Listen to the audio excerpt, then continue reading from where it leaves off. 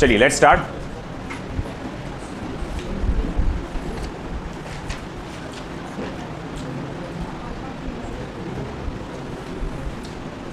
शुरू करूंगा मैं एनसीईआरटी के प्रॉब्लम से।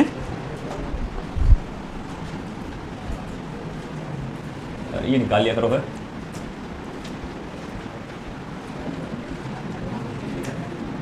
एस्टिमेट हो गया भाई, हो गया, इधर ध्यान दो। Estimate the total number of air molecules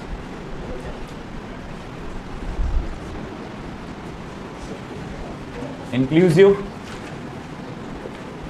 of oxygen, nitrogen, water vapor,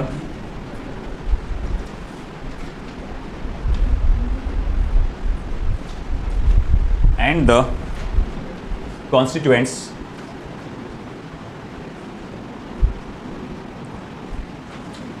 in a room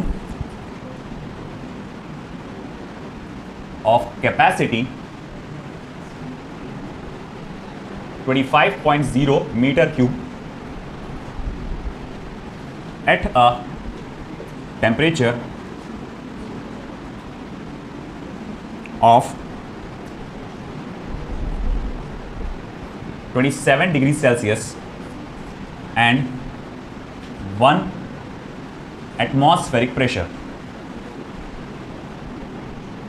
फिर बोल्ट्जमैन कांस्टेंट की वैल्यू उसने दिया है 1.38 इंटू 10⁻⁻³ जूल पर केल्विन।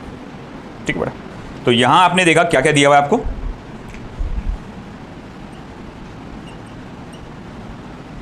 ओके, सबसे पहले तो मैं देखूंगा मुझे यहां पर जो सबसे पहले जो दिया गया है वो दिया गया है वॉल्यूम चैम्बर का, दैट इज 25 मीटर क्यूब। फिर टेम्परेचर दिया गया है 27 डिग्री सेल्सियस। इसको मैं केल्विन में कन्वर्ट करूंगा 273 से ऐड करके, जो कि कितना हो जाएगा बेटा 300 केल्विन। ठीक है, क्योंकि हमको टेम्परेचर केल्विन स्केल में चाहिए होता है। प्रेशर आपको 1 atm दिया गया है, 1 एटमॉस्फेरिक प्रेशर, जिसको आप ऐसा लिख सकते हैं 1 × 1.013 × 10⁵ अप्रॉक्सीमेशन में आप उसको 10⁵ भी बोल सकते हैं। अप्रॉक्सीमेट कैलकुलेशन के लिए 10⁵ भी बोल सकते हैं। बोल्ट्जमैन कांस्टेंट जो ऑलरेडी कांस्टेंट है वो दिया हुआ है। अब ऐसा है कि हमसे कहा गया है नंबर ऑफ मॉलिक्यूल्स पता लगाओ। देखो, बाय आइडियल गैस इक्वेशन आपके पास एक आइडियल गैस इक्वेशन है। बोले क्या कहती है आइडियल गैस इक्वेशन? तो वो कहती है PV = N kT, है ना, नंबर ऑफ मॉलिक्यूल से रिलेटेड। तो ये एक इक्वेशन है। दूसरी इक्वेशन तो नंबर ऑफ मोल्स से रिलेटेड है, ये नंबर ऑफ मॉलिक्यूल से रिलेटेड एक इक्वेशन है, PV = N kT।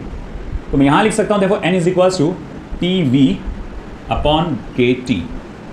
अब चलो वैल्यू डालो।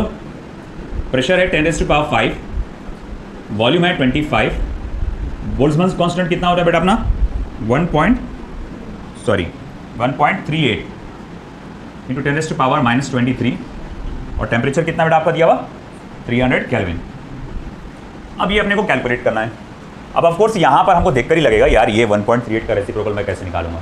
अगर मैं रहता और ये एग्जाम नीट में एग्जाम में आया होता तो मैं इसको 1.38 को 1.4 में कन्वर्ट करता और 1.4 में कन्वर्ट करके आगे कैलकुलेशन करता। तो बोले कैसे करते फिर भी आगे। तो देखो सबसे पहले तो देखो 2 0 यहाँ से कटेंगे, तो 2 0 यहाँ से भी कट के कितने 0 बच जाएंगे 3। तो अब मैं बोलूँगा नंबर ऑफ मॉलिक्यूल्स का वैल्यू क्या रह जाएगा, फिर ये रह जाएगा 10⁻³ या फिर मैं देखो 10 × 10⁻² मल्टीप्लाई बाय 25। मैं इसको अप्रॉक्सीमेट 1.4 ले रहा हूँ, अप्रॉक्सीमेट के लिए 1.4 ले रहा हूँ इंटू 10⁻⁻23 इंटू 3, है ना। अब इसे लेने से मेरा फ़ायदा क्या हुआ? बहुत फ़ायदा हुआ। देखो और ख़ास बात एक और नोटिस की, ये 10⁻³ आया था, मैं इसको सेपरेट किया 10 × 10⁻² का डाला। अब देखो यहाँ पर मैं क्या करने वाला हूँ, उसको डिवाइड करने वाला हूँ 2 5 और 2 0.7 है कि नहीं। अब देखो फिर क्या हुआ, 5 × 25 क्या होता है 125 इंटू 10⁻²। ये -23 ऊपर लेके चले जाओ तो वो हो जाएगा +23 डिवाइडेड बाय 0.7 मल्टीप्लाई बाय 3। ठीक है, अब ऐसा है कि देखो आप क्या करो कि अगर मैं ये 0.7 को 7 बनाता हूँ तो मैं अगर 0.7 को 7 बनाता हूँ तो मैं इसको ऐसा लिख सकता हूँ, ये लिख देता हूँ, एक काम करता हूँ 7 × 10⁻⁻1 है ना। 0.7 को मैं 7 बना रहा हूँ तो 10⁻⁻1। अब एक काम करो 125 को पहले 7 से डिवाइड करके देखो क्या आंसर आ रहा है, फिर उसके बाद 3 से डिवाइड करके फाइनल आंसर मुझे बताओ। चलो करो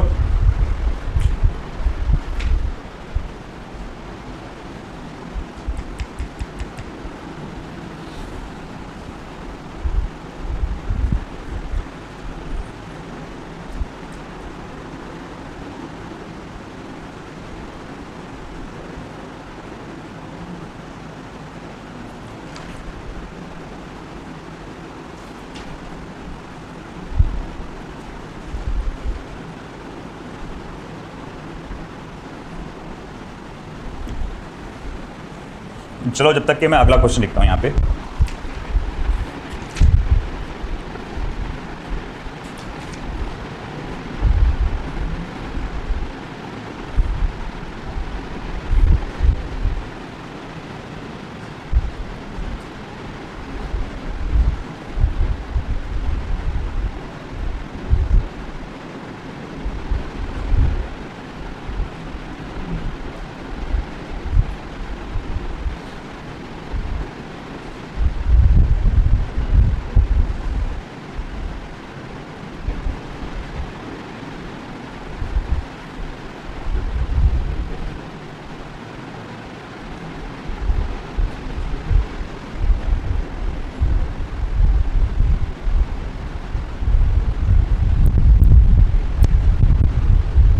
Gas is first compressed at constant temperature so that the pressure is 150 Newton per meter square.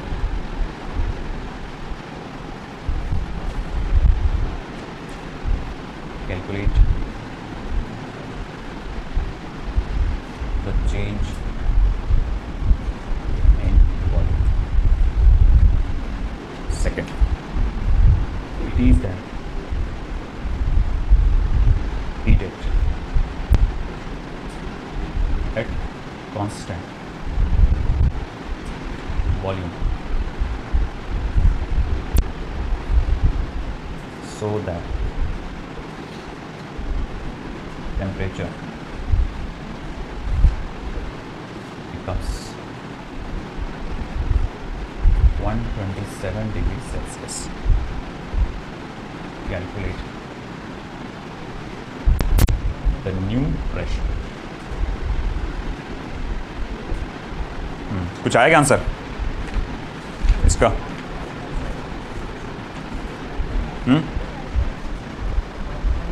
5.95 10 power 4 और कुछ 24।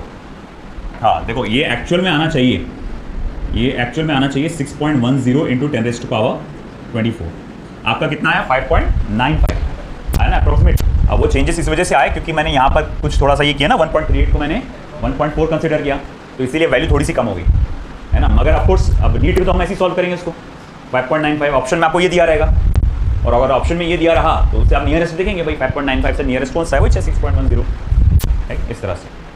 अब चलो आगे का अगला question. A gas at 27 degree Celsius in a cylinder has a volume of 4 litre, pressure of 100 Newton per meter square. Gas is first compressed at constant temperature so that pressure is 150 Newton per meter square. Calculate the change in volume. तो क्या बोला हुआ है कि एक container में gas बंद है, ठीक है बंद है, उसका टेम्परेचर कितना है 27 डिग्री सेल्सियस, वॉल्यूम कितना है 4 लीटर्स, प्रेशर कितना है 100 न्यूटन पर मीटर स्क्वायर। आपने क्या किया, गैस को कंप्रेस किया, इस हद तक के कंप्रेस किया कि उसका प्रेशर क्या बन जाएगा 150 न्यूटन पर मीटर स्क्वायर बन जाएगा। तो अब पता लगा वॉल्यूम में कितना चेंज आएगा। बेसिक से बात है, देखो बेसिक सी बात है।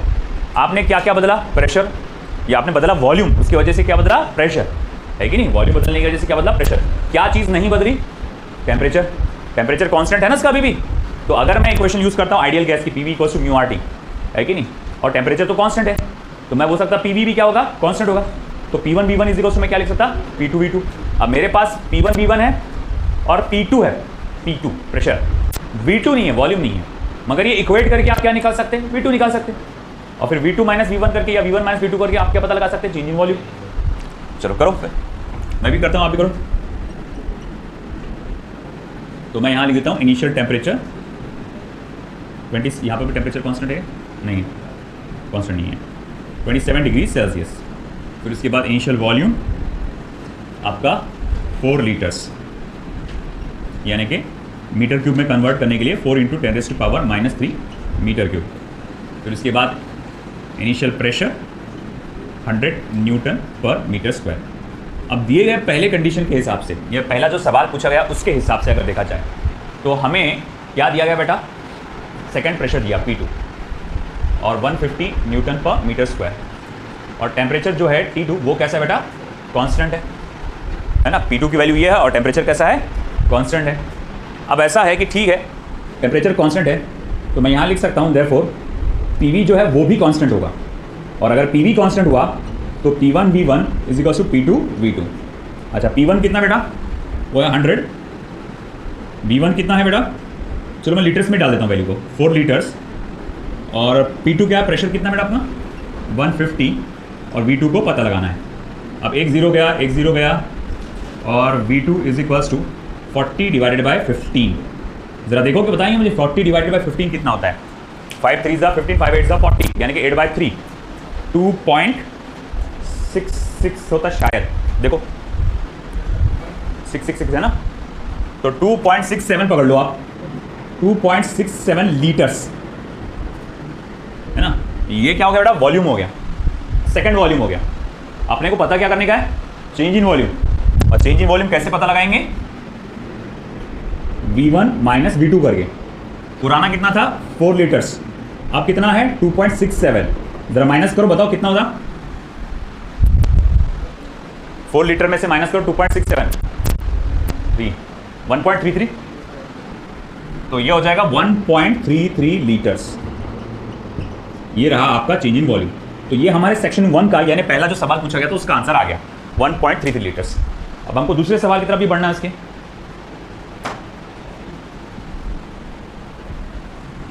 ये हो गया आपका पहले वाले का सॉल्यूशन हो गया, किसी का बाकी है पहला सॉल्यूशन। चलिए अब सेक्शन बी की तरफ चाहिए। सेक्शन बी में क्या सवाल पूछा गया वो देखो, it is then heated at constant volume so that temperature becomes 127 degree Celsius, calculate the new pressure, है ना। It is then heated at constant volume. अच्छा मतलब जो वॉल्यूम आया अभी नया वो कौन सा, उसी पर हीट किया गया क्या, कि 4 लीटर्स वाला वॉल्यूम यूज किया गया, पुराना वॉल्यूम तो कांस्टेंट है, चलो ठीक है। प्रेशर कौन सा लिया उसने फिर, 150 वाला। हाँ उसके बाद क्या है ना, उसकी बाद की प्रक्रिया है। देखो भैया क्या हुआ, पहले तो आपने कांस्टेंट टेम्परेचर पे हीट किए और यहाँ तक पहुँच गए। अब यहाँ तक पहुँचे तो बोले क्या क्या है, अब नया वाला वॉल्यूम कितना है 2.67 लीटर्स, है ना। नया वाला टेम्परेचर, T1 यहाँ पे लिखना चाहिए था, नॉट T2। नया वाला टेम्परेचर उसने पूछा है, ऐसे कैलकुलेटर नहीं, नया वाला टेम्परेचर दे दिया 127 डिग्री सेल्सियस, और नया वाला प्रेशर क्या होगा उसने पूछा है। पुराना प्रेशर आपको दे दिया है, पुराना प्रेशर तो हमारे पास ऑलरेडी है, दैट इज 100 न्यूटन पर मीटर स्क्वायर। चलो थोड़ा अब ये इसने आगे की प्रक्रिया पूछा है, तो अब मैं बोलूँगा अब देखो अगले स्टेज में हमारा इनिशियल प्रेशर क्या कहलाएगा। अगले स्टेज में हमारा इनिशियल प्रेशर में को मैं डैश से इंडिकेट कर रहा हूँ, P डैश से। अगले स्टेज में इनिशियल प्रेशर है 100 न्यूटन पर मीटर स्क्वायर। अच्छा ठीक है भाई, मान लिया आपका। मैं बोल देता हूँ यहाँ पर वॉल्यूम कैसा है बेटा, कांस्टेंट है ना। वॉल्यूम कैसा है, कांस्टेंट है। तो इनिशियल वॉल्यूम और फाइनल वॉल्यूम कैसा आएगा, सेम, तो उसको सिर्फ कैपिटल भी बोल के चल लो। अच्छा इनिशियल टेम्परेचर क्या है, इनिशियल टेम्परेचर 27 डिग्री सेल्सियस, जो कि कितना हो जाएगा 300 केल्विन, है ना। 27 को 270 से ऐड करेंगे 300 केल्विन होगा, ठीक है। अब मुझसे फाइनल टेम्परेचर दिया गया है जो कि मैं T डबल डैश से दूंगा, वो दिया हुआ है कितना 127 डिग्री सेल्सियस। इसमें ऐड करो 273 तो कितना हो जाएगा 400 केल्विन। और आपसे पूछा गया है कि अब अगला प्रेशर क्या रहेगा, अब अगला प्रेशर क्या रहेगा, ये आपसे पूछा गया है। अच्छा ठीक है, चलो भाई मान लिया कि उसने पूछा है हमसे कि अगला प्रेशर क्या रहेगा। अब इसको कैसे कैलकुलेट करेंगे, फिर से वही आइडियल गैस इक्वेशन। अब देखो कैसा है कि P/T इस बार कांस्टेंट है ना। बोले वो कैसा, अरे हमारे पास आइडियल गैस की इक्वेशन क्या है, PV = μ/T, म्यू और R ये तो पहले ही कांस्टेंट थे, है ना। सिर्फ यहाँ पर प्रेशर वॉल्यूम टेम्परेचर, ये प्रेशर वॉल्यूम टेम्परेचर ये वेरिएबल है, मगर आपको इस कंडीशन में क्या कांस्टेंट बोल दिया उसने, वॉल्यूम। उसने बोला भैया वॉल्यूम कांस्टेंट है, तो इसका मतलब प्रेशर अपॉन टेम्परेचर ये भी कांस्टेंट हो जाएगा, है कि नहीं। ये भी कांस्टेंट, ये भी कांस्टेंट, तो मैं बोला प्रेशर अपॉन टेम्परेचर भी क्या हो जाएगा, कांस्टेंट हो जाएगा। हाँ जी भाई ठीक है, प्रेशर अपॉन टेम्परेचर भी कांस्टेंट हो गया। तो उसके बाद क्या, तो P' upon T' is equals to P double dash upon T double dash. तो मैं लिखूंगा therefore P double dash is equals to P dash multiply by T double dash upon T dash. तो P double dash is equals to P dash कितना है आपके पास 150, और T double dash कितना बेटा अपने पास 400, T डैश कितना बेटा 300। तो यहीं से पता चल जाएगा, ये हो जाएगा 200 आता, 200 न्यूटन पर मीटर स्क्वायर, 200 न्यूटन पर मीटर स्क्वायर लिख लीजिए।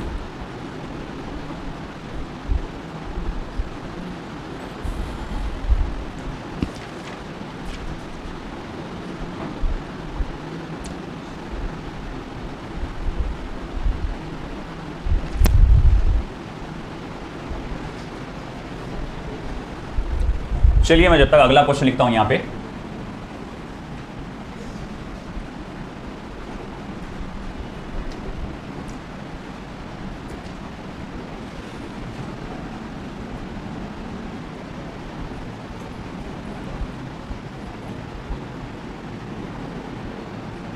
ड्यूरिंग एन एक्सपेरिमेंट, एक एक्सपेरिमेंट के दौरान, an ideal gas is found to obey an additional law,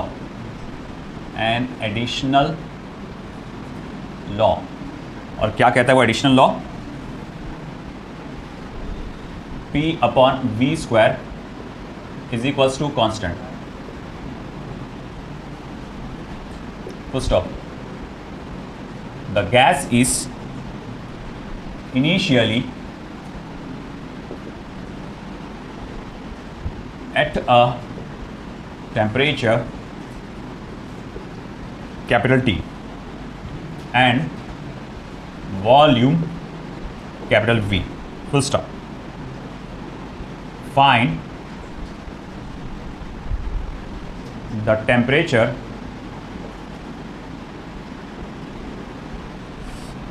when it expands. Find the temperature when it expands to a volume twice V. To a volume twice V.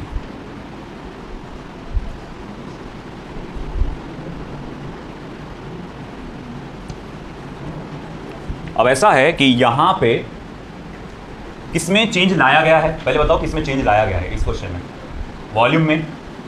और किसका पूछा गया है आपको? Temperature का। देखो हमेशा याद रखना कि ये जो आइडियल गैस से रिलेटेड जो रहेगी चीज़, उसमें क्या होगा, P, V और T, इन तीनों में से एक चीज़ कांस्टेंट रहेगी, है ना? कोई एक चीज़ मान लो कांस्टेंट है, जैसे मान लो प्रेशर कांस्टेंट है। वॉल्यूम में बदलाव लाकर आपसे टेम्परेचर पूछा जाएगा। वॉल्यूम में बदलाव लाकर आपसे टेम्परेचर पूछा जाएगा। तो ऐसे सिचुएशन में क्या करना है, ये जो आपके पास इक्वेशन होगी PV equals to mu R T, PV equals to mu R T, या फिर कोई और इक्वेशन जैसे कि यहां पर दी गई इक्वेशन है कोई भी, उसको आप क्या करेंगे, सिर्फ V और T के फॉर्म में कन्वर्ट कर देंगे। सिर्फ V और T के फॉर्म में कन्वर्ट करेंगे। ठीक है, जैसे कि भाई मान लो शायद यहां प्रेशर कांस्टेंट है नहीं भी है, तो भी मुझे क्या करना है, सिर्फ V और T के फॉर्म में कन्वर्ट करना है। वो कैसे करूंगा, देखो इधर बहुत आसान है। सबसे पहले तो दिए गए इक्वेशन को देखो, बोले क्या है दिया गया equation, P upon V square is equals to constant. ठीक है, बोले भैया P upon V square is equals to constant, यानी कांस्टेंट को मैं C पकड़ के देखता हूँ। बोले P को क्या लिख सकता हूँ, तो बोले C इंटू वी स्क्वायर लिख सकता हूँ। सब आया समझ में? ठीक है, ये इक्वेशन नंबर 1 दे दो इसको। ये कहीं से नहीं, बस ये वाली इक्वेशन को मैंने लिखा अच्छे से जरा। अब लिखो ideal gas equation by ideal gas equation. अब आप पूछ रहे हैं सर कौन सी वाली लिखना, PV equals to mu R T या PV is equals to NKT, तुम्हारा जो मन कर रहा है वो लिखो। म्यू आर टी लिख लेते हैं, चलो PV is equals to mu R T, ये इक्वेशन लिखते हैं। अब ऐसा है, मुझे कंपैरिजन किसके बीच में करना है, सिर्फ वॉल्यूम और टेम्परेचर के बीच में। जबरदस्ती कौन बैठा है यहाँ पर, प्रेशर, है ना? मेरे को तो उसकी वैल्यू मालूम नहीं, उसमें क्या चेंजेस आया क्या, कुछ नहीं मालूम अपने को। तो एक काम करो, चुपचाप उसको हटा दो। बोले कैसे हटाएंगे, ये लो सर हट गया। ऐसा हटाएंगे क्या? नहीं, ऐसा नहीं करना, है ना? तो मैंने किया था ऐसा, है ना, जब स्कूल में हमारे कंप्यूटर लैब में। अब हम लोग उस टाइम क्या कंप्यूटर को तो भाई जब 5th की बात होगी, ऐसे 5th या 6th की, तो बोले कंप्यूटर लैब में बोले कि चल रहा था कि शट डाउन कैसे करते कंप्यूटर को, है ना? वो अब कंप्यूटर उस टाइम इतना कॉमन नहीं था कि घर घर अवेलेबल हो। बोले शट डाउन कैसे करेंगे, कंप्यूटर चल रहा था। एक दिन पहले बताया था प्रैक्टिकल में, मैंने गया नहीं था। मैं दोस्त से पूछा कि भैया ये शट डाउन कैसे करते, बोले नीचे एक आइकॉन रहता है, उसको क्लिक करो, उसमें स्टार्ट वाला आता, उसको शट डाउन करके क्लिक करना हो जाता। बोला अच्छा ठीक है। साला वो आइकॉन ही छुप गया अंदर, दिखेगा। मैं सोचा सर मैम ने मुझे how will you shut down the computer, मैं सोचा क्या कर रहा, how you will switch off the computer, मैं डायरेक्ट मेन प्लग बंद कर रहा था, मैंने हो गया बोले is it the way you will shut down the computer, बोले यस मैम, जा बेटा। फिर बताया उन्होंने ऐसा ऐसा होता करके। तो P V equals to mu R T, P की वैल्यू उठा इधर डाल दे, तो देख बेटा पी की वैल्यू उठाया इधर डाला, तो C V square into V equals to mu R T. मैं यहां लिख सकता हूं C V cube is equals to mu R T. देखो भैया अपने को रिश्ता मिल गया। अरे किसका रिश्ता मिला? वॉल्यूम और टेम्परेचर का, और उसके छोड़ के बाकी सारे के सारे कैसे है? कांस्टेंट है कि? अब तुम कंपेयर कर सकते, देयरफॉर अब बोल सकते तुम क्या कि v1 अपॉन v2 का whole cube is equal to T1 upon T2। यानी अगर मेरे पास दो अलग अलग वॉल्यूम हैं, दो अलग अलग टेम्परेचर है, तो अब उनको डिवाइड करने पे आपको ऐसा मिलेगा। तो सर ये म्यू आर और सी कहाँ गए? बेटा वो कांस्टेंट है, कट गए, कैंसिल हो गए। अच्छा ठीक है, पुराना वाला वॉल्यूम कितना था? तो बोले v1 का v था। नया वाला वॉल्यूम कितना था? तो बोले ट्वाइस v था। उसका क्या लेने का है? उसका क्यूब लेने का है। पुराना वाला टेम्परेचर कितना है ऐसा मालूम करना है। मान लो पुराना वाला टेम्परेचर T है, तो नया वाला टेम्परेचर क्या है? T2 है। तो मुझे पता लगाना है कि T के फॉर्म में इसको कैसे लिखेंगे। अरे बहुत आसान, v गया, ये क्या होगा? 1/8, ये हो गया T अपॉन T2। तो मैं यहाँ लिख सकता हूँ क्या आएगा फिर? T2 is equal to 8 times of T and that's it. अगर कैपिटल T की कोई वैल्यू दिया होता तो मैं वो वैल्यू डाल देता, नहीं दिया क्वेश्चन में वैल्यू। आया समझ में? बस इतना ही लाना था अपने को, लिख लो।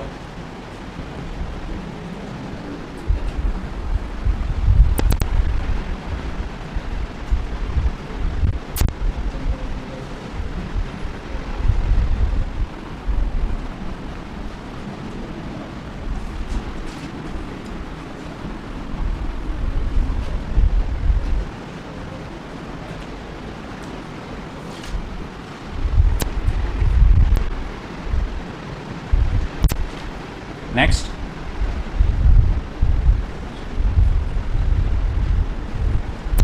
find the coefficient of volume expansion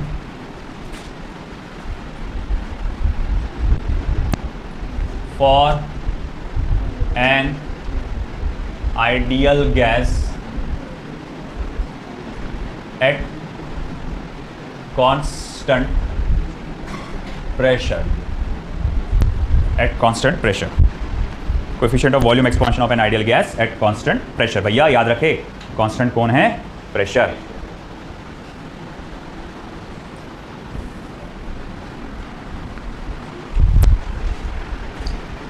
अब देखो भैया, यहां पे आपसे कुछ चीज ऐसी पूछी गई है जो पिछले चैप्टर से रिलेटेड है। थर्मल प्रॉपर्टीज ऑफ मैटर, उसमें एक टॉपिक पढ़े थे आपने थर्मल एक्सपांशन नाम का, है ना, उस टॉपिक से रिलेटेड है ये। अब ऐसा है कि देखो वहां पर उस चैप्टर का अगर आपको याद होगा, चेंज इन वॉल्यूम का फॉर्मूला क्या आता है? Delta V equals to V gamma delta T। Delta V क्या होता है? Change in volume. ध्यान दे रिजवान, डेल्टा V क्या होता है? Change in volume. V क्या होता है? Original volume. गैमा क्या है? Coefficient of volume expansion. और डेल्टा T क्या है? Change in temperature. चलो ठीक है, मेरे को क्या पूछा गया? गैमा पूछा गया। तो गैमा इज इक्वल्स टू मैं क्या लिख सकता हूं? Delta V upon V into delta T। मैं इसको ऐसा लिख सकता हूं, बिल्कुल बेशक आप इसको ऐसा लिख सकते हैं। तो चलो ठीक है, इसको दे दो इक्वेशन नंबर 1। अब मैं जाता हूं आइडियल गैस की इक्वेशन पे। By ideal gas equation, ideal gas equation पे जाएंगे तो PV इक्वल्स टू क्या आएगा? Mu R T. Ideal gas equation PV is equals to mu R T. यहां क्या है? प्रेशर कांस्टेंट है। मैं इसका डिफरेंशियल लूंगा विद रिस्पेक्ट टू, या जस्ट डिफरेंशियल ले लूंगा। आप विद रिस्पेक्ट टू टेम्परेचर भी ले सकते हैं या सिर्फ डिफरेंशियल लूंगा। तो सिर्फ डिफरेंशियल लेने पे वो क्या बन जाएगा? P delta V mu R delta T। P delta V mu R delta T लिखूंगा उसको ऐसा मैं, ठीक है, माना इसको मैंने ऐसा लिखा, P delta V equals to mu R delta T करके मैंने लिख डाला। अब ऐसा है कि मैं यहां पे प्रेशर कांस्टेंट है, P delta V is equal, answer में तो प्रेशर नहीं था क्या? ठीक है ना, म्यू आर डेल्टा टी लिख दें। ओके, अब ऐसा है कि ठीक है, फिर मैं P delta V delta V delta V delta V delta V V delta T V delta T delta T delta V की जगह आप क्या लिख सकते हैं? Mu R delta T। हाँ, तो गैमा इज इक्वल्स टू, अब एक काम करेंगे आप, डेल्टा V की जगह डालो mu R delta T upon pressure divided by V into delta T। V into delta T. अच्छा ठीक है भाई, मान लिए अब ऐसा है कि डेल्टा टी और डेल्टा टी हो गया कैंसल, डेल्टा टी कैंसिल होने के बाद ये क्वेश्चन में क्या बचेगा, म्यू आर अपॉन पीवी। बोले बिल्कुल सही, मगर आप जानते हैं, बोले क्या जानते हैं, PV is equals to mu R T. बोले भी हाँ बिल्कुल हम ये जानते हैं, तो डालो वहां पे। तो फिर gamma is equals to mu R upon mu R into T. Mu R गया, देखो gamma is equals to 1 upon T. ये मेरे पास कोएफिशिएंट ऑफ वॉल्यूम एक्सपांशन के दो फॉर्मूले आए। नीट में आपको दोनों में से कोई भी एक पूछा जा सकता है, आइदर दिस वन और दैट वन।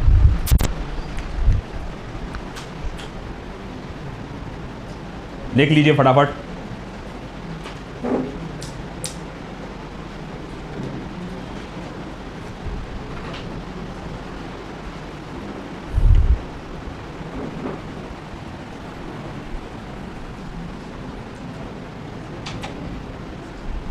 अमजद,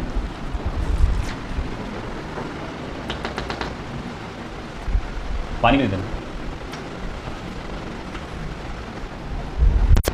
चलिए अब अगले क्वेश्चन की बारी।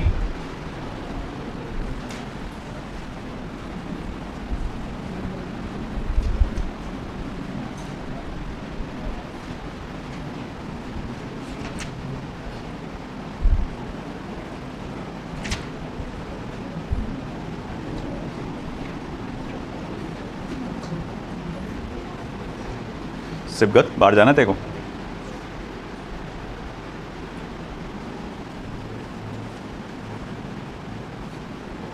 An air bubble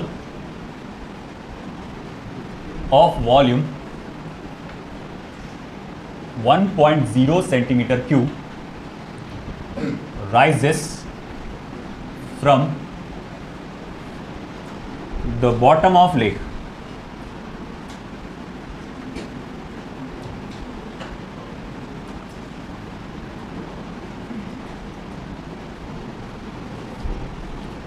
$40 metre deep. रुको वहीं रुक दो, मैं ले लूँगा। 40 metre deep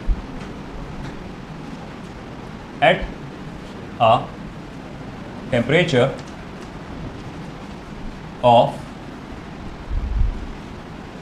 12 degree Celsius, full stop. To what volume does it grow? To what volume does it grow? When it reaches the surface. When it reaches the surface, which is at temperature 35 degree Celsius. Question mark.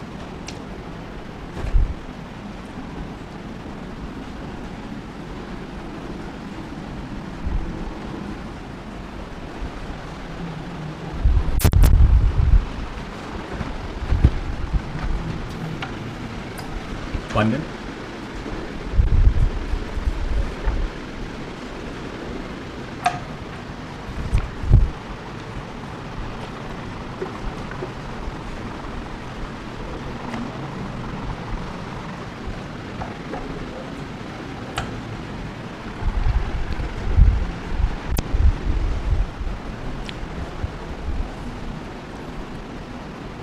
तो एक air bubble है जिसका volume 1.0 centimetre cube है, वो नीचे से ऊपर आया, कितना सफ़र तय करके आया, 40 मीटर्स डीप का सफ़र तय करके आया, ठीक है, at a temperature of 12 degree Celsius. मतलब गहराई की जो टेम्परेचर है, नीचे का जो टेम्परेचर है वो 12 डिग्री सेल्सियस है, ठीक है। जब वो ऊपर आया तो टेम्परेचर कितना मिला उसको, 35 डिग्री सेल्सियस। तो उससे पूछा है कि भैया पता लगाओ वो कितने वॉल्यूम, वो to what volume it grows, मतलब कितना वॉल्यूम उसका आ जाएगा। देखो सबसे पहले क्या क्या दिया हुआ है, हमें इनिशियल वॉल्यूम दिया हुआ है 1.0 सेंटीमीटर क्यूब, यानी 1 × 10⁻⁻6 मीटर क्यूब में कन्वर्ट किया। कितनी गहराई में था वो, 40 मीटर्स की गहराई में था। ठीक है, अगर वो 40 मीटर्स की गहराई में था तो उस गहराई में उसका प्रेशर क्या होगा। तो अब यहाँ पर हमें क्या करना पड़ेगा, फ्लूइड मैकेनिक्स का कंसेप्ट यूज़ करना पड़ेगा, है ना। याद है लिक्विड के बॉटम में अगर आपको प्रेशर नापने का रहा तो क्या रहता है, एटमॉस्फेरिक प्रेशर प्लस HρG। कुछ याद आया formula, atmospheric pressure plus HρG। अब अगर मैं अप्रॉक्सीमेशन का गेम खेलता हूँ तो एटमॉस्फेरिक प्रेशर को मैं क्या लूँगा, 10⁵ 40, डेंसिटी ऑफ वाटर होता है 10⁵3, और चलो उसको मैं 9.82 की 10 ले लूँ, 10 ही ले लेता हूँ, चलो अप्रॉक्सीमेटली खेल रहा हूँ तो मैं 10 ले लेता हूँ। तो ये हो जाएगा 4 × 10⁵ हो जाएगा, और ये कितना है 10⁵, यानी अप्रॉक्सीमेशन में ये हो जाएगा 5 × 10⁵ न्यूटन पर मीटर स्क्वायर। याद रखे बेटा, ये अप्रॉक्सीमेट है कि नहीं। अच्छा, जब वो ऊपर आ जाएगा, ये देखो लेक है ये ऐसी, ये जब नीचे था तो आपको प्रेशर कितना था, P1 = atmospheric pressure plus HρG था। जब वो ऊपर आ जाएगा तो सिर्फ उसके ऊपर क्या रहेगा, एटमॉस्फेरिक प्रेशर रहेगा सिर्फ। यानी कि भैया मैं कहूँगा कि P2 = सिर्फ ओनली एटमॉस्फेरिक प्रेशर, जो कि अप्रॉक्सीमेशन में कितना आएगा, 1 × 10⁵, ठीक है। तो मैं कहूँगा ठीक है, जब वो ऊपर आ जाएगा P2 तो उसका प्रेशर सिर्फ 1 × 10⁵ रहेगा। चलो ठीक है भाई, ये भी हम लोग समझ में आ गया। अच्छा, टेम्परेचर कितना था नीचे जब था, तो जब पानी की गहराई में था at temperature of 12 degree Celsius, और जब ऊपर आया तो कितना था, 12 डिग्री सेल्सियस। जरा बताओ केल्विन में कितना होगा, ऐड करो 12 को प्लस 273, 12 + 273 कितना होता है, 285, पक्का, ठीक है। अच्छा, फिर बाद में ऊपर आने के बाद जब वो पानी से नीचे से एकदम ऊपर आ गया तब टेम्परेचर कितना था, 35 डिग्री सेल्सियस। अच्छा, 273 + 35 वालों कितना होता, 308, हाँ 308, तो 308 केल्विन। ये समझ में आ गए सारे गिवन वैल्यूज। हाँ देखो, वॉल्यूम पहले वाला दिया हुआ था, गहराई दिया हुआ है, उससे हमने क्या पता लगाया, प्रेशर, कि पानी के अंदर प्रेशर क्या होगा। अब वो ऊपर आ गया, अब वो सरफेस पे आ गया तो सिर्फ एटमॉस्फेयर का प्रेशर लगेगा, तो 1 × 10⁵ न्यूटन पर मीटर स्क्वायर। जब गहराई में था तब टेम्परेचर 12 डिग्री सेल्सियस, 273 ऐड किए तो 285, और अब इसको ऐड अपने इसको भी केल्विन में कन्वर्ट किए 308। अब अपने पास मालूम है फॉर्मूला, PV = μRT करके होता है ना। तो मैं अगर चाहूँ तो उसको ऐसा लिख सकता हूँ, फिर P1/P2, अगर दो अलग गैसेस के लिए इक्वेशन लिखूंगा और डिवाइड करूँगा तो P1/P2 = V1/V2 = T1/T2 आ जाएगा, है कि नहीं। चलो वैल्यू डालो फिर, P1/P2 कितना आ रहा है, 5/1, तो मैं लिखूंगा 5/1। V1/V2 कितना है, 1 × 10⁻⁻6। अच्छा, एक काम करता हूँ, मैं इसको सेंटीमीटर क्यूब में ही रहने देता हूँ, तो 1 cm³ V2, आंसर भी सेंटीमीटर क्यूब में ही आएगा। T1 कितना है, 285/308 ना। अब आप सोच रहे होंगे सर ये कहाँ गए 10⁵? लॉजिक लगाओ बेटा, अगर मैं लिखूंगा 5 × 10⁵ अपॉन 1 × 10⁵, 10⁵ कैंसिल नहीं हो जाएगा। तो जब दिमाग है तो फिर ज़बरदस्ती काय को इतनी मेहनत कर रहे है कि नहीं, वो कैंसिल हो जाएगा, तो इसलिए सिर्फ 5/1। अच्छा ठीक है, देखो V2 = क्या, तो 5 × 308 डिवाइडेड बाय 285, ठीक है। अब इसको कैलकुलेट करना पड़ेगा। पहले तो मैं बता दूं, अगर ये क्वेश्चन मुझसे नीट में पूछा जाता तो मैं इसको कैसे सॉल्व करता। मैं अगर ये नीट में पूछा जाता तो 5 × इसको कर देता 3.08 और इसको कर देता 2.85, इसको कर देता 2.85, और मैं क्या करता, इन दोनों को मल्टीप्लाई कर देता। इन दोनों को मल्टीप्लाई करने के बाद कोई ना कोई एक आंसर आएगा। फिर 2.85 को मैं अप्रॉक्सीमेशन में 3 लिखता, 2.85 को अप्रॉक्सीमेशन में 3 लिखता और उसको डिवाइड बाय 3 करके उसको सॉल्व करता फॉर नीट, है ना। अब बोर्ड एग्जाम रहा तो फिर तो आपको पूरा लिखना पड़ेगा, हालांकि बोर्ड में नहीं आएगा इस टाइप के क्वेश्चन। वैसे फाइनल आंसर मैं आपको बता दूं। अच्छा एक बात बताओ, अगर मैं अप्रॉक्सीमेट में 3 लेके चलता हूं तो कितना आएगा, देखो करो कैलकुलेट। अगर अप्रॉक्सीमेट में मैंने 2.85 को 3 पकड़ लिया तो कितना आएगा आंसर, 5.13, ठीक है ना। और एक्चुअल में इसका जो आंसर है 5.3 है ना। तो असल उसका जो आंसर है वो है 5.3 × 10⁻⁻6 मीटर क्यूब, या 5.3 सेंटीमीटर क्यूब। आंसर सेंटीमीटर में आना चाहिए, पहले सेंटीमीटर में आना चाहिए, बाद में आएगा मीटर क्यूब। ये इसका असल आंसर है, समझ में आया क्या, है कि नहीं। तो इस तरह से फायदा होता है अप्रॉक्सीमेट लेने का। ऑफकोर्स आपको फिर नियरेस्ट देखना पड़ेगा, नियरेस्ट कौन सा है MCQ, और फिर उसके हिसाब से आप करेक्ट आंसर चुनेंगे। लिख लीजिए जब तक मैं अगला क्वेश्चन लिखता हूँ।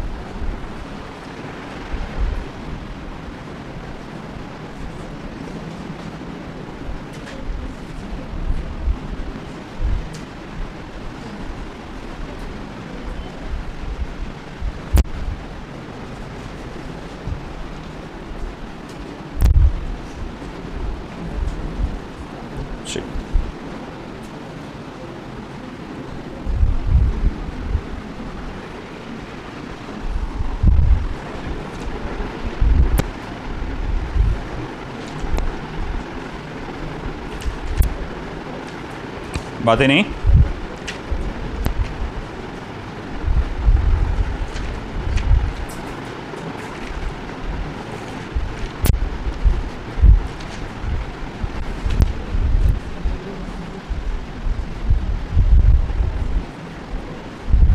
A vessel of volume 8.0 into 10 raised to power minus 3 meter cube contains an ideal gas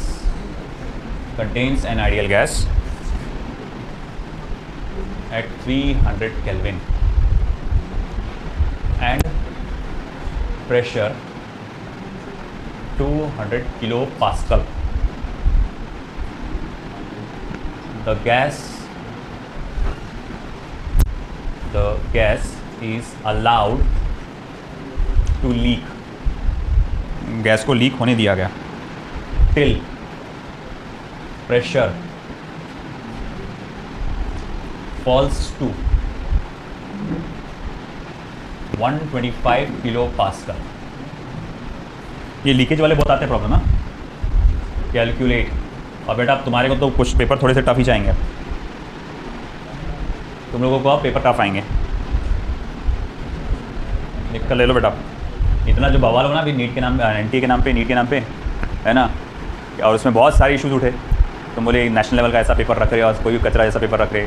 कई लोगों ने पेपर के लेवल के लेकर भी क्रिटिसाइज़ किया, है ना, क्योंकि आपको बताया कि इससे पहले अच्छे लेवल आते थे पेपर। 2019 से पहले का लेवल अच्छा था, और अब वो 2019 के बाद का तो बस फॉर्मूला है, डायरेक्ट एक 1 स्टेप फॉर्मूला है, उसमें वैल्यू डाल के सॉल्व तो इतना ही है। मगर अब मेरे को नहीं लगता, मेरे को लगता कि भैया अब यहाँ से थोड़ा सा वो चेंज करेंगे, टफ करेंगे उस चीज़ को। तो अब तुम्हारी किस्मत ख़राब उस चीज़ को लेकर, पढ़ने के अलावा तुम्हारे पास कोई चांस नहीं है। हो सकता है कि कट ऑफ ऊपर जाने के बाद नीचे आ जाए पहले की तरह, है ना। एक ज़माने में 480 कट ऑफ था, 400 500 तक के भी कट ऑफ, 490 कितना हुआ 130 में। कौन सा कैसा भी BHMS कॉलेज मिलता, BHMS BMS, वो भी डोनेशन देकर। क्वालिफाइड मार्क्स बोल रहे क्या आप? हाँ, उसका कोई मायने नहीं है।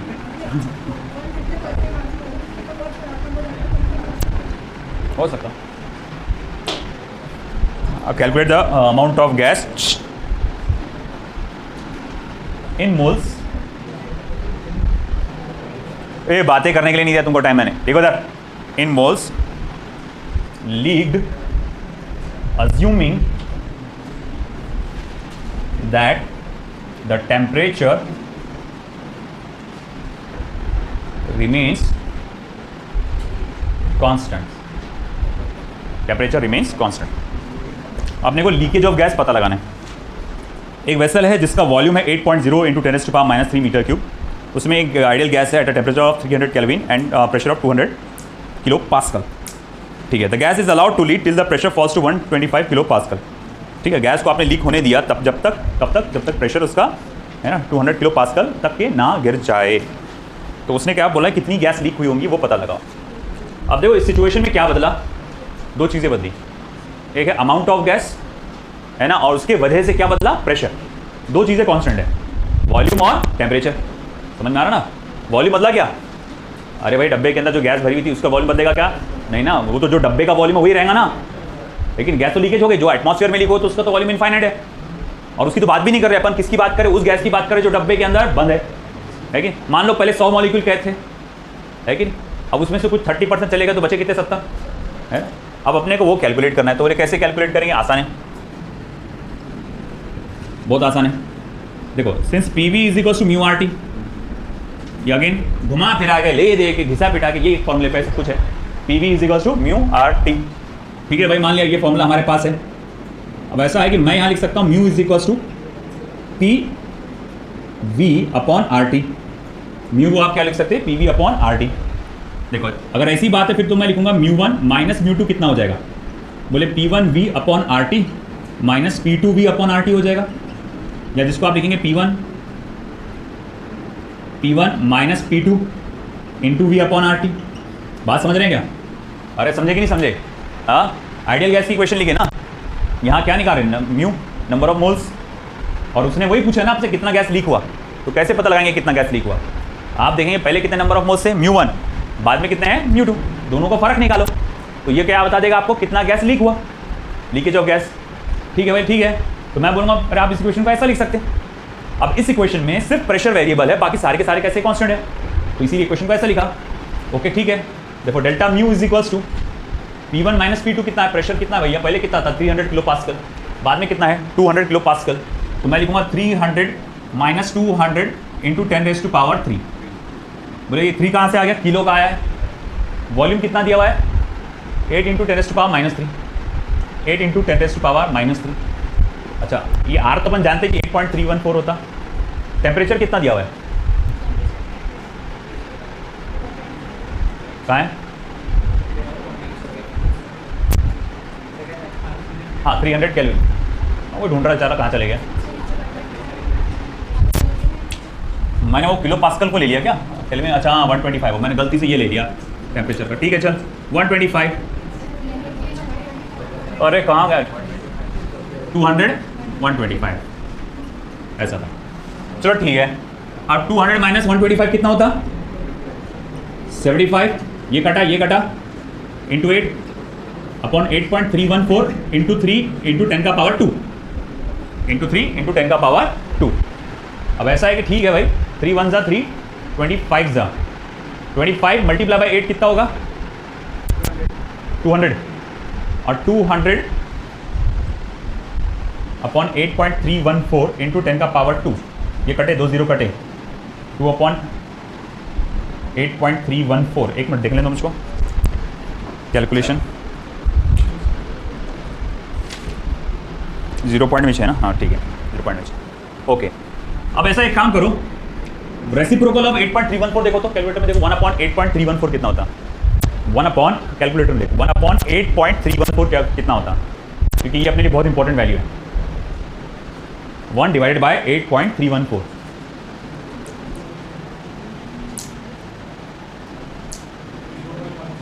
0.120 है ना। अब एक बात याद रखो बेटा 0.120 यानी कि 0.12 ये वैल्यू याद रखना 0.12। गौर से देखो ये क्या वैल्यू है, रेसिप्रोकल ऑफ 8.314 की वैल्यू है, क्योंकि ये बहुत बार आपको जरूरत पड़ेगी इस चीज़ की, तो ये आपको याद रखना है कि 1 अपॉन 8.314 जैसे कि मैंने पाई की वैल्यू याद रखने के लिए कहा था 1 अपॉन पाई क्या होता, वैसे 0.12 आसान भी है। अब इसको मल्टीप्लाई करो तो कितना हो जाएगा 0.24 मोल्स। तो इतनी गैस आपकी लीक हुई है 0.24 मोल्स।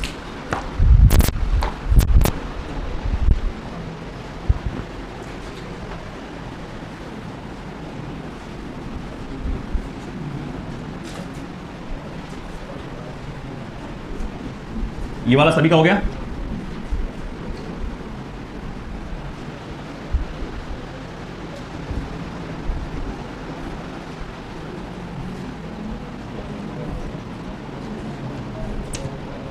बातें नहीं,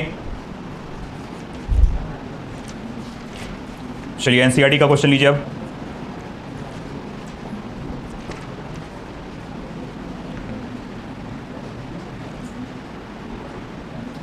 इसी तरह का एक क्वेश्चन है मगर थोड़ा सा फर्क बस।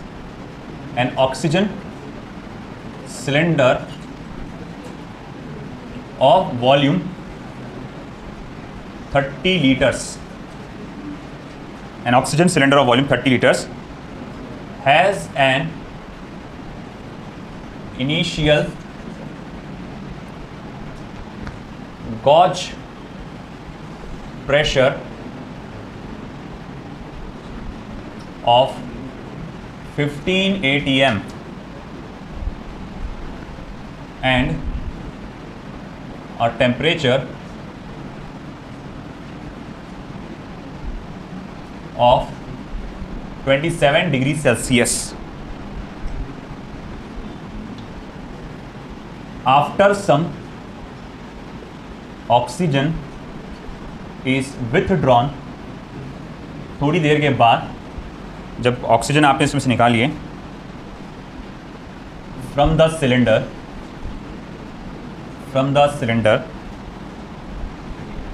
the gauge pressure drops to 11 atm, 11 atmospheric pressure, and its temperature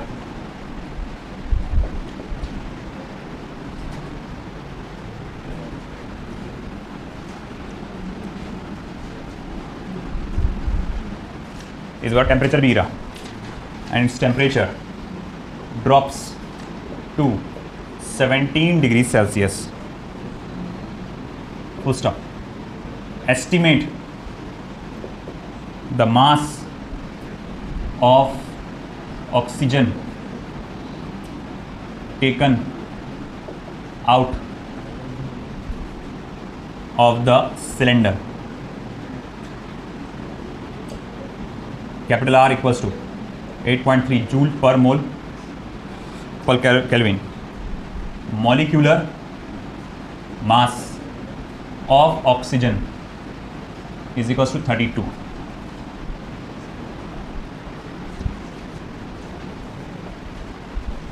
हाँ जी, अब कुछ क्वेश्चन उसी तरह का है, फिर से कितना लीकेज हुआ वो पूछा गया है। फर्क सिर्फ ये है बेटा इसके अंदर कि यहां पर जो लीकेज है इन मोल्स नहीं, in the form of mass पूछा गया है। एक मामूली सा फर्क आया, वैसे दो फर्क आया, इसमें टेम्परेचर पिछली बार कांस्टेंट था, इस बार टेम्परेचर कांस्टेंट नहीं है। वैसे क्या लगता है आपको ये कैसे, चलो ये तो समझ में आ रहा कि यहाँ पर V और R अपना कॉमन निकालेंगे, P1/T1 माइनस P2/T2 का डालेंगे, क्योंकि इस बार टेम्परेचर भी क्या है, वेरिएबल है। मगर मुझे एक बात बताइए आप जरा, मास का कैसे कैलकुलेट करेंगे? Sorry, mass upon molar mass, वो बात सही है। आगे फिर मैं सिंपली क्या करूंगा, ये जो डेल्टा म्यू आएगा ना वैल्यू है कि उसको मोलर मास से डिवाइड कर दूँ, मल्टीप्लाई कर दूंगा। बोले कैसे?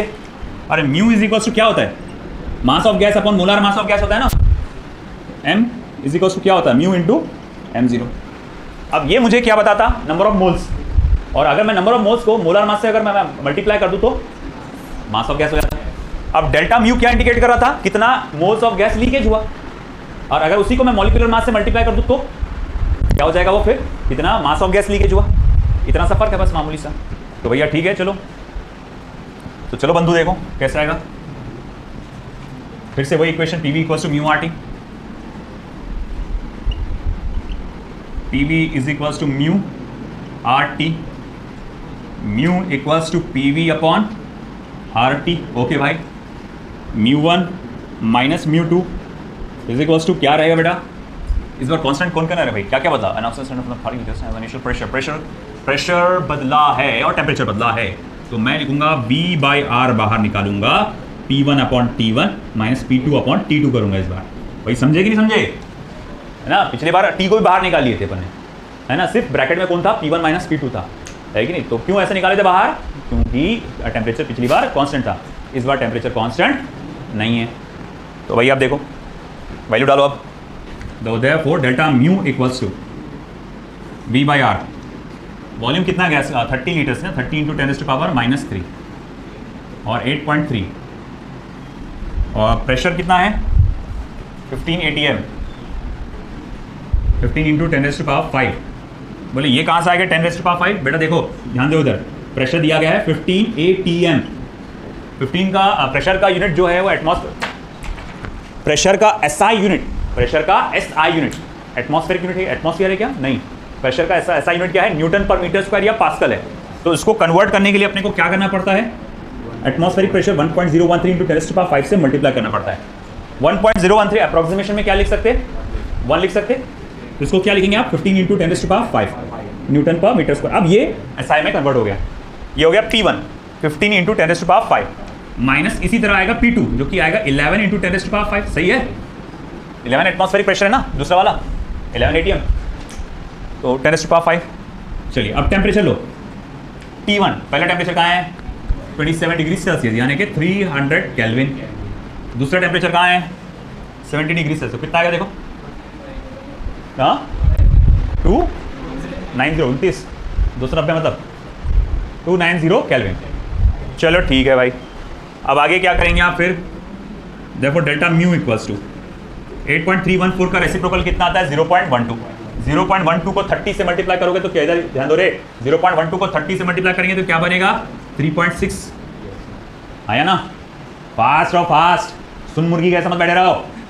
0.12 1/8.314 क्या आएगा? 0.12 और 0.12 को 30 से मल्टीप्लाई करेंगे तो क्या बनेगा? 3.16। बोले सर कैसे? अरे तुम्हारी ऐसी की कैसी है ना? 3 मल्टीप्लाई बाय 0.12 कितना होता है? 0.36। एक डेसिमल, एक जीरो की वजह से डेसिमल को आगे सरका देंगे। 3.6 इंटू 10⁻²। अब बोल रहे हैं ये क्या हो गया भाई? बल्कि मैं एक काम करता हूँ, 10 का पावर 1। अरे क्या क्या कर रहे भाई ये तुम बोलेंगे?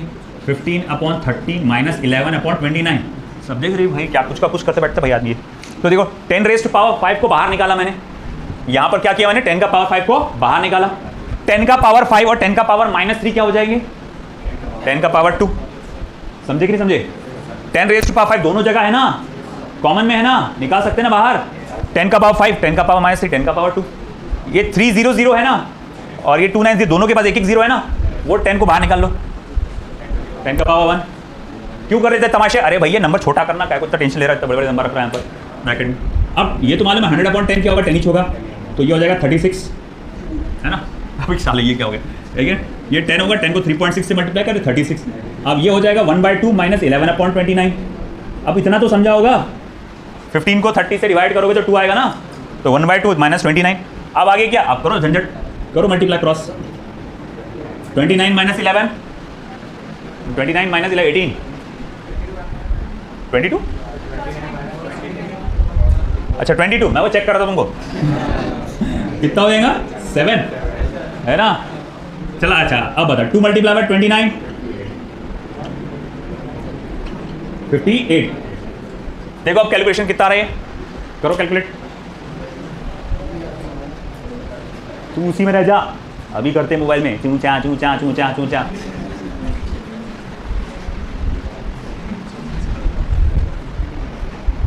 ये तो फोकरे वाला चूचा हो गया ना। अच्छा देखो, इसको पहले तो रिड्यूस करो, इसको 18 करो, ये कितना हो जाएगा? और आधा करने पे 58 का हाफ 29 इंच हो जाएगा ना, 29। और ये हो जाएगा कितना? 18 मल्टीप्लाई बाय 7 डिवाइडेड बाय 29। कितना रहा देखो नंबर ऑफ मोल्स में? कितना रहा? 0.4 मोल्स में 4.344।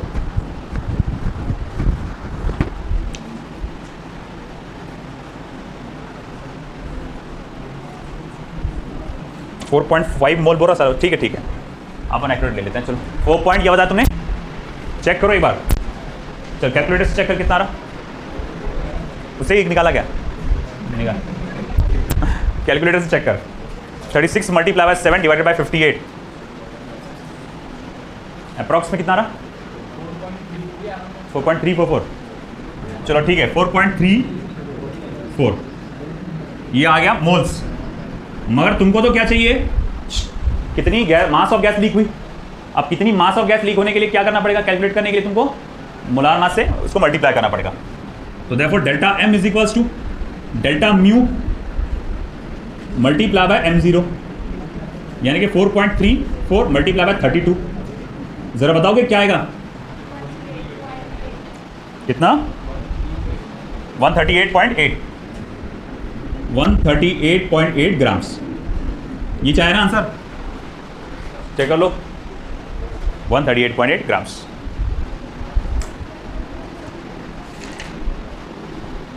चलो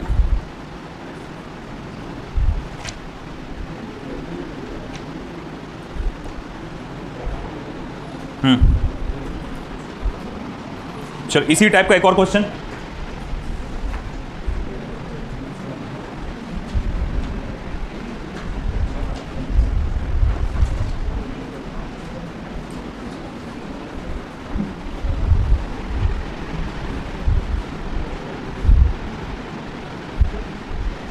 ये तुम सॉल्व करके बताएंगे मुझे completely.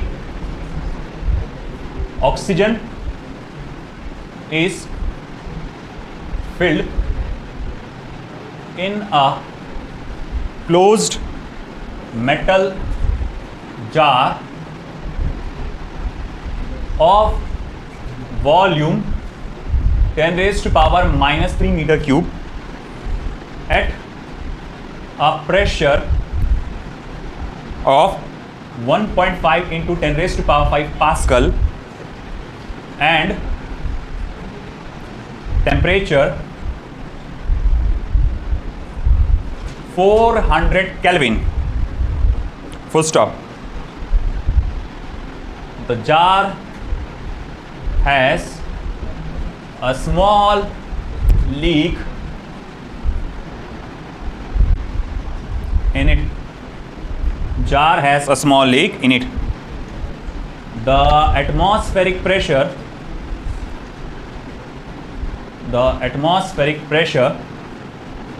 is 10 raised to power 5 pascals and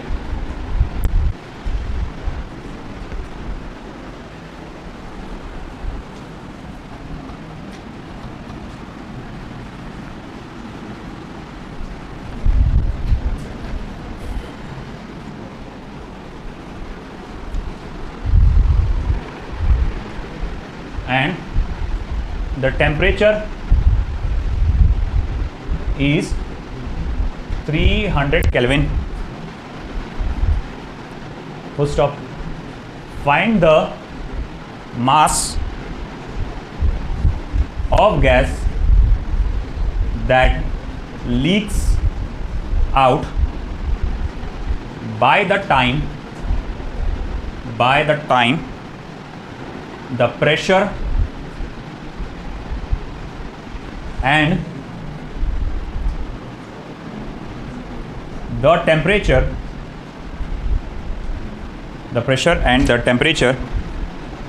inside the jar equalize with the surrounding. Full stop. चलिए लिखिए.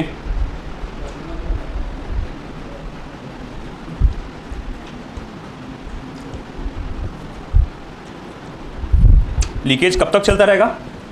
जब तक गैस का प्रेशर सराउंडिंग प्रेशर से इक्वेट ना हो जाए. वैसे सराउंडिंग में कितना प्रेशर होता है?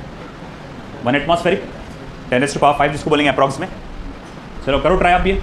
चलो देखते हैं किसका सही आता जवाब.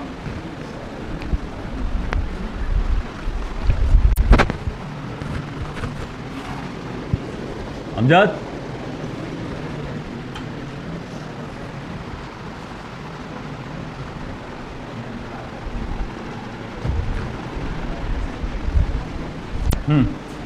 Same procedure.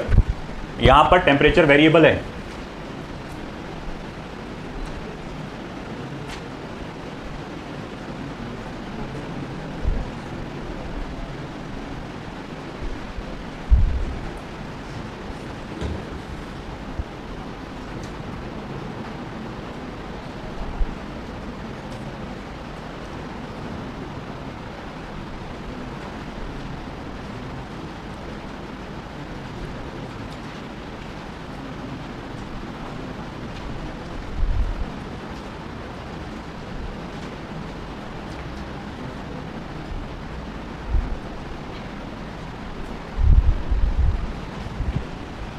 बिल्कुल इसी तरह से बस नंबर बदल रहे और कुछ नहीं.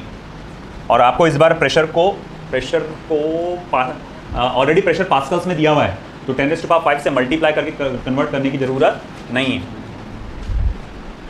गैस का इनिशियल प्रेशर होगा 1.5 इंटू 10 raised to power 5 और फाइनल प्रेशर कितना होगा 1 इंटू 10 raised to power 5, क्योंकि एटमॉस्फेरिक प्रेशर वही होता है ना 1.013 into 10 raised to power 5. Approximation में 1 इंटू 10 raised to power 5. उसने बोला हुआ है कि गैस को तब तक लीक होता रहेगा जब तक गैस का प्रेशर एटमॉस्फेरिक प्रेशर के आजू बाजू के सराउंडिंग के प्रेशर के बराबर नहीं हो जाता. चलो करो ट्राई फास्ट.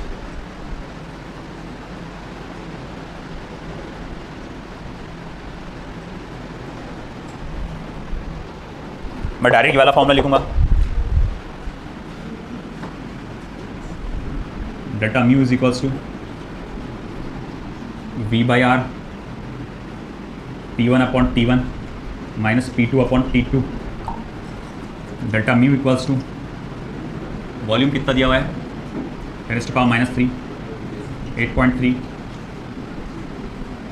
इनिशियल प्रेशर कितना दिया हुआ है 1.5 इंटू 10 raised to power 5.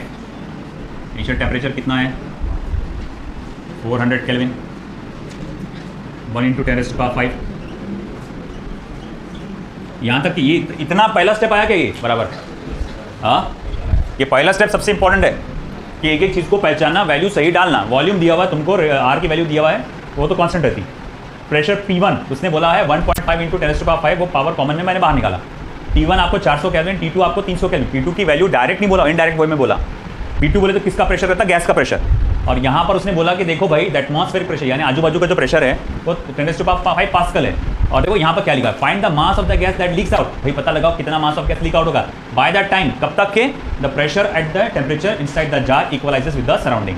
वो कह रहा है कि प्रेशर और सराउंडिंग का टेम्परेचर और प्रेशर कैसा हो जाएगा, सॉरी सराउंडिंग का प्रेशर और टेम्परेचर कैसा हो जाता है, इक्वल। सराउंडिंग का टेम्परेचर उससे बता दिया 300 केल्विन है करके, तो प्रेशर भाई सराउंडिंग का कितना आएगा 10⁵। तो 1 × 10⁵ मैं वो बाहर निकाल लिया। अब करो आगे कैलकुलेट फिर, कितना 16 gram. Let me check the answer.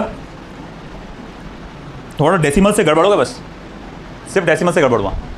0.16 ग्राम, 0.16 ग्राम। देखो ये हो जाएगा 10⁻², 0.12 × 10⁻², है ना, -3 और ये, और फिर ये 2 0 भी बाहर निकाल लो तो ये भी 10⁻² बाहर निकल जाएगा। बचेगा क्या 1.5 / 4 -1 / 3, समझे ना। फिर उसके बाद 10⁻² गया, 10⁻² गया, ओके। फिर उसके बाद क्रॉस मल्टीप्लाई करो, delta mu is equals to 3 × 1.5 कितना होता, 4.5 -4 / 12, 4.5 -4 / 12, और ये 0.12 एज इट इज़, ये वाला 0.12 जैसे के तैसे। फिर उसके बाद क्या, 4.5 में से 4 गया, बचा कितना, आधा। तो delta mu is equals to 0.5 / 12, 0.5 sorry, okay. फिर ये कट गया और ये 10⁻² देके जाएगा आपको। तो delta mu is equals to 0.5 × 10⁻², ये मोल्स हो गए। और आपको गैस का मास निकालना है तो delta M is equals to क्या आएगा, डेल्टा म्यू को आप उसके मॉलिक्यूलर मास से उसको मल्टीप्लाई करेंगे। मॉलिक्यूलर मास किसका बोला उसने, ऑक्सीजन का, 32 ग्राम्स ना। तो 32 को आप उसको डेल्टा म्यू कितना है 0.5 × 10⁻² मल्टीप्लाई बाय 32, तो ये हो जाएगा 0.16 ग्राम्स। इतना मास ऑफ गैस यहाँ से लीक होगा।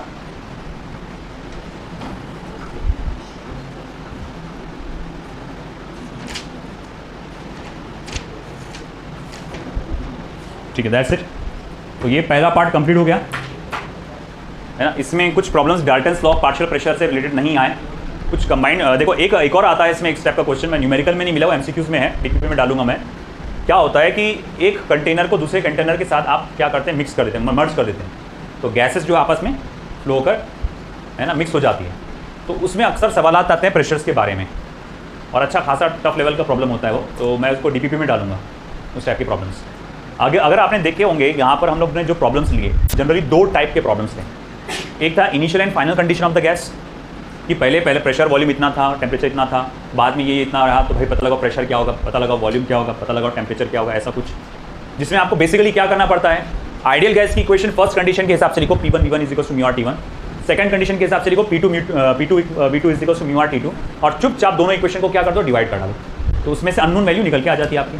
ये बेसिक सा है, ये याद रखना। मेथोडोलॉजी बता रहा हूँ मैं, है ना। 2 कंडीशन वाले हैं कि भाई पहले प्रेशर वॉल्यूम टेम्परेचर इतना, बाद में PVT इतना, है ना। उनमें से एक ना एक वैल्यू अननोन होगी, हो सकता है इनमें से एक वैल्यू कांस्टेंट हो और नहीं भी हो। आपको करना क्या है, P1 V1 = μR T1, P2 V2 = μR T2। ये 2 इक्वेशन लिखो, दोनों को डिवाइड करो, μR गायब हो जाएंगे। P1/P2 V1/V2 = T1/T2। अब कुछ ना कुछ उसमें से वैल्यू निकल के आ जाएगी। एक भी तो देखे आपने उसके अंदर, थोड़ा सा उसके अंदर मिक्स कंसेप्ट वाले क्वेश्चन भी देखे, कुछ पार्ट फ्लूइड मैकेनिक्स से रिलेटेड, कुछ पार्ट आपके थर्मल प्रॉपर्टीज ऑफ मैटर से रिलेटेड, और अभी आपने जो देखा जो है लीकेज ऑफ गैस से रिलेटेड। ये लीकेज ऑफ गैस काफ़ी कॉमन है इसके अंदर, और उसमें क्या बदलाव आता है, देखो जनरली ज़्यादातर वॉल्यूम कांस्टेंट होता है। एक स्टेज जो आपने पहला वाला प्रॉब्लम देखी उसमें सिर्फ टेम्परेचर कांस्टेंट, टेम्परेचर भी कांस्टेंट था। बाकी की 2 प्रॉब्लम देखी जिसमें टेम्परेचर कांस्टेंट नहीं था। लीकेज में number of moles of gas पूछ सकता है, या फिर मास ऑफ गैस का लीकेज पूछ सकता है। तो ये 2 टाइप के प्रॉब्लम्स आते हैं। और एक जो बताया मैंने, वो कंटेनर को आप मिक्स करते हैं तो प्रेशर जो बढ़ जाता है, उसको अपन डीपीपीज में कवर करेंगे, वो टाइप के प्रॉब्लम। तो कुल मिला के सिर्फ 3 टाइप के प्रॉब्लम इसमें पूछे जाते हैं। आई बस समझ में। एनसीईआरटी के अपन ने सारे प्रॉब्लम कवर कर लिए इसमें से, है ना। और साथ ही बाकी जो मुझे एक्स्ट्रा लगा था वो भी मैंने कवर कर लिया। इसको अच्छे से प्रैक्टिस करें, ठीक। अब देखते हैं आपका DPB लास्ट। थैंक यू बच्चा।